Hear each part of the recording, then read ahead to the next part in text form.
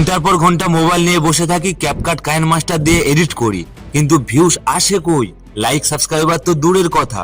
আসলে সমস্যা কোথায় জানেন? আমরা ভিডিও বানানোর চেয়ে এডিটিং এই বেশি সময় নষ্ট করি। সারাদিন মোবাইল ঘেঁটে ঘেঁটে একটা শর্ট বানালাম, কিন্তু কন্টেন্টটাই যদি দুর্বল হয় তাহলে এডিটিং কতটুকু বা কাজে দেবে?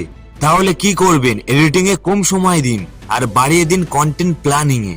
আপনার পরের 7 দিনের জন্য ভিডিওর আইডিয়া লিস্ট বানান এখনই। ট্রেন্ডিং টপিক, ভাইরাল হ্যাশট্যাগ এবং আপনার অডিয়েন্স কি চায় সেটা রিসার্চ করুন। আর বাস্তব উদাহরণ, আমি যখন এই কাজটা শুরু করলাম তখন থেকে আমার শটের পারফরমেন্স বদলে গেল। আগে যা 10 ভিউ আসতো এখন সেগুলো 1000 ভিউ পাচ্ছে।